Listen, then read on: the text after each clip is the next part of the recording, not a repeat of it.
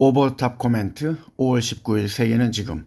안녕하세요. 즐거운 한 주를 보내셨나요? 이상 기온으로 인한 자연재해는 이번 주에도 계속되었으며 5월에는 주식을 팔고 떠나라는 증시의 격언이 무색하리만큼 주식시장은 상승을 하는 모습이었습니다. 강력한 태양의 폭풍으로 오로라가 미국과 호주 같은 곳의 사람들의 눈에 띄었지만 12일에 화천군에서도 2003년 10월 이래 처음으로 한국에서도 관측이 되기도 했습니다.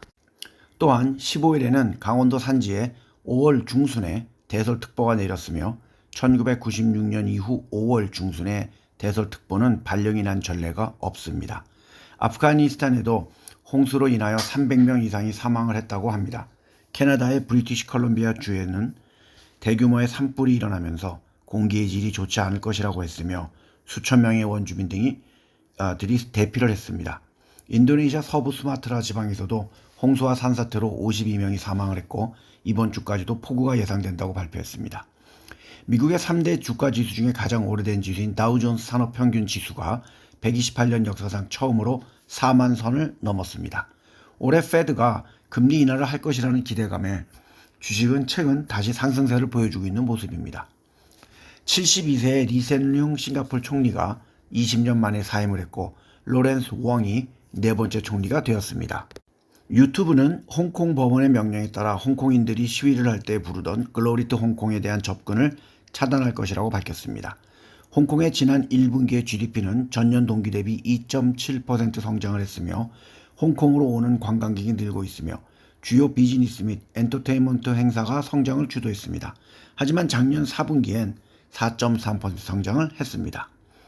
금요일 말레이시아의 조르바르 외곽의 울루티람이라는 곳의 경찰서에서는 JI란 테러단체의 21세의 남성에 의해 자행된 테러가 있었으며 이번 공격으로 경찰관 2명이 사망하고 1명이 부상을 당했습니다. JI의 멤버로 알려진 그의 아버지를 포함해 19세부터 62세 사이의 그의 가족들 5명이 모두 체포가 되었습니다. 안와르 총리는 최근 소문이 무성했던 두 번째 카지노 개발을 하지 않을 것이라고 일축을 했습니다. 그는 디지털, 에너지 전환 및 AI에 중점을 두고 있으며 이러한 산업이 국가를 발전시키는 데 적합하다고 했습니다. 말레이시아는 1969년에 겐팅에 발급된 카지노 라이센스 하나만 부여했고 이 그룹은 영국, 미국 및 싱가포르에서 카지노 운영을 하고 있습니다. 태국의 왕실을 명예훼손했다는 혐의로 2020년에 기소가 되었고 1월부터 구금이 되어 있던 28세의 여성 인권 운동가가 단식 투쟁 중인 화요일 사망했습니다. 태국의 총리는 엄격한 조사를 하라고 지시했습니다. 시진핑 정부는 공경에 처한 중국 부동산 시장을 구하기 위한 강력한 조치를 발표했으며 주택담보대출 규정을 완화했고 지방정부가 미분양된 주택 구입을 하라고 요구했습니다. 또한 중국은 미국이 광범위한 수입품에 대한 관세를 인상하려는 움직임을 정치적 조작이라고 비난하면서 자체적으로 조치를 취하겠다고 다짐했습니다. 바이든 대통령은 이번 관세 인상 조치는 절도, 사기, 저가 상품을 국제시장에 덤핑한 혐의로 기소된 기업으로부터 미국 근로자와 기업을 보호하기 위해 필요한 조치라고 밝혔습니다. 중국은 경제를 지원하기 위해 총 1조 위안 187조 3,800억 원 정도 규모의 국채를 발행한다고 했고 금요일에 400억 위안 7조 4,952억 원 정도의 30년 만기 국채 발행을 했고 이것은 2022년에 이어 지난 26년 동안 네 번째 발행입니다.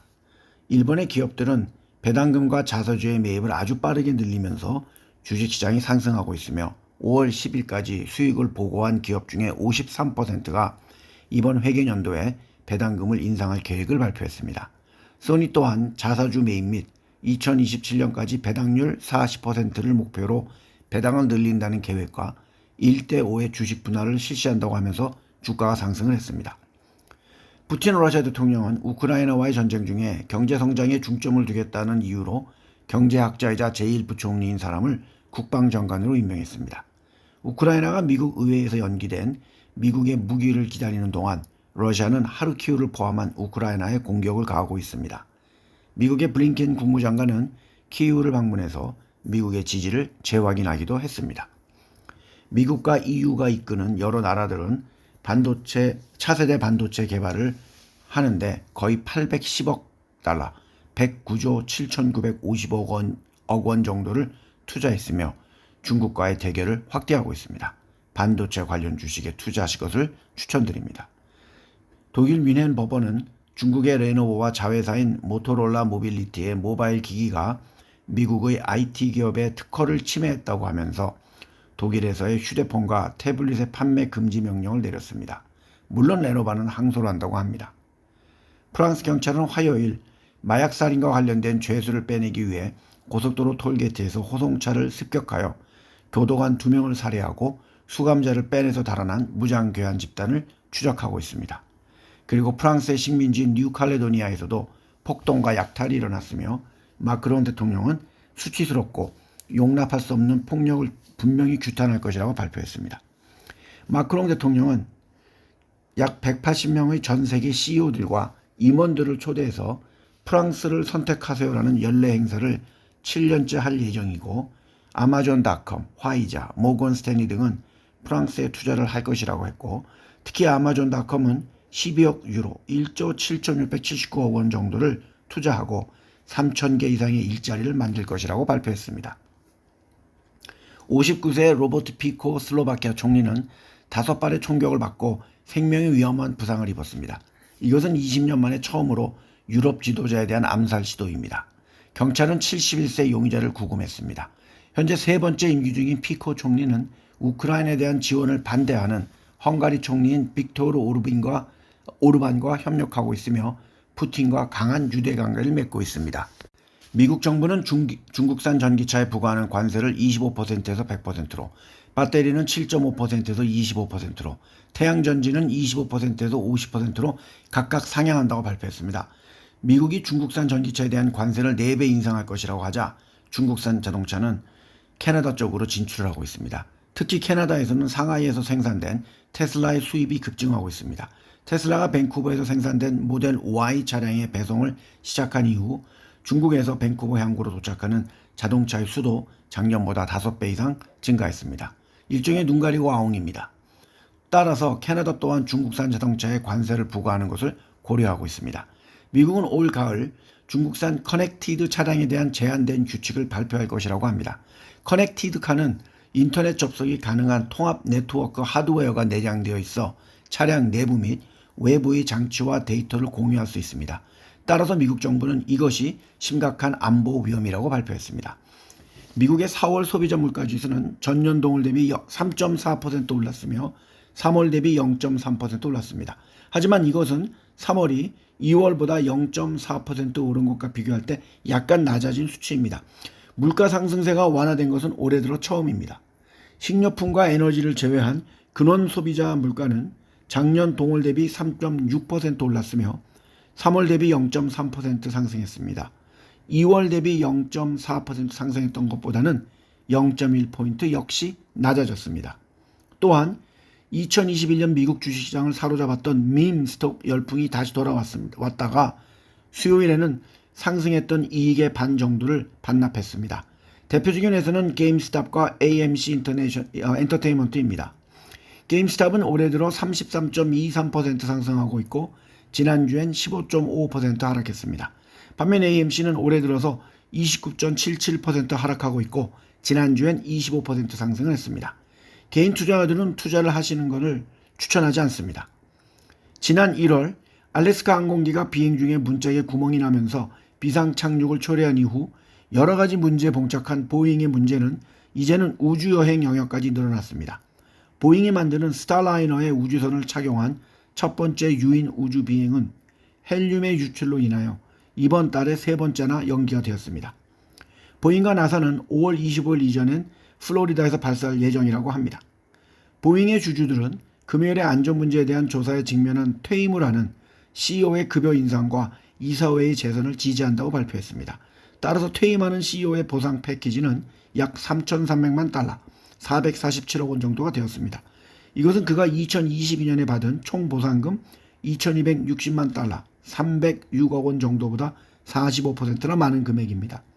주가는 올해 들어서 26.54% 하락하고 있고 작년엔 10.76% 하락했습니다.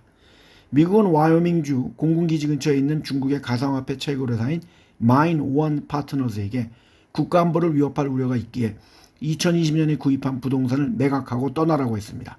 이유는 그들의 채굴 시설이 전략적 미사일 기지에 근접해 있고 감시와 간첩 활동을 쉽게 할 수 있는 전문 장비이고 중국산 장비이기 때문이라고 합니다.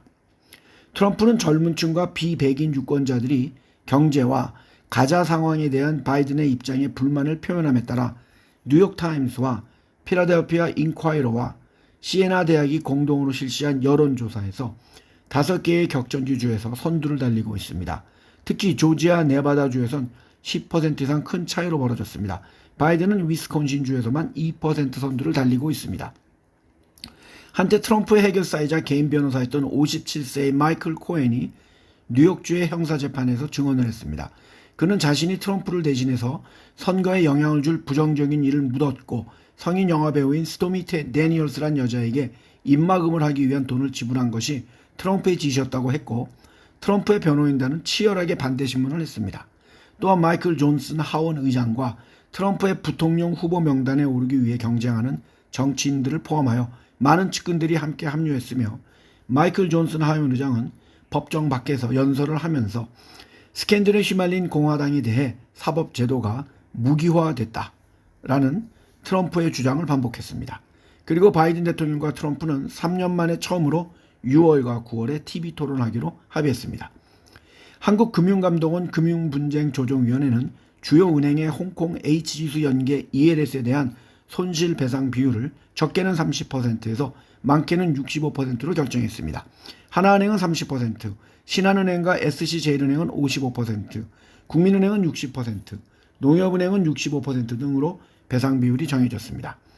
한국의 맘스터치라는 곳에서 배달이 된 햄버거를 반쯤 먹다가 비닐 장갑이 발견이 되었지만 매장에서는 증거를 회수한 후에 오리반을 내밀다가 신고를 받은 관할구청의 불시조사에서 잘못이 확인되었고 시정명령을 받았고 결국 문제의 사진까지 나오면서 개망신을 당했습니다. 한국의 외식업체가 구인난과 인건비 문제 해결을 위해 무인 주문기를 빨리 도입하고 있으며 2019년 대비 5배 이상 증가한 것으로 나타났습니다. 업종별 사용 현황은 지난해 기준 피자, 햄버거, 샌드위치 및 유사 음식점이 23.6%, 간이 음식 포장 판매 전문점이 20.2% 늘었고 반면 주점업은 도입 비중이 1%에 그쳐 가장 낮게 조사가 되었습니다. 한식과 치킨 전문점도 무인 주문기의 사용 비중이 상대적으로 낮았고 무인 주문기 사용 시 매출이 8.9% 늘어난 것으로 나타났습니다. LG에너지솔루션과 GM이 전기차 볼트의 리콜을 겪은 사람들에게 1인당 최대 190만 원가량의 보상을 지불하는 합의안에 도달했습니다. GM은 LG가 공급한 배터리를 탑재한 볼트 전기차에서 화재가 잇따르자 2017년부터 2019년식 모델 68,600여 대 차량을 2020년 11월 리콜을 해서 소프트웨어를 업데이트했습니다. 또한 포드 자동차가 전기차 부문에서 손실이 늘어나자 생산을 줄이고 배터리의 주문을 삭감하기로 하면서 SK온과 LG에너지솔루션이 직격탄을 맞게 되었습니다. 정부는 어린이용 장난감, 의류 등 34개 품목과 전기 생활용품 34개 품목에 대해 국가 통합 인증인 KC마크가 없으면 해외 직구를 전면 금지하기로 했습니다. 이번 조치는 중국 제품만 포함되는 것이 아니고 미국과 유럽 제품들도 똑같이 적용이 됩니다. 하지만 서양 기업들이 겨우 몇 개를 팔겠다고 KC 인증을 받으려 할까요?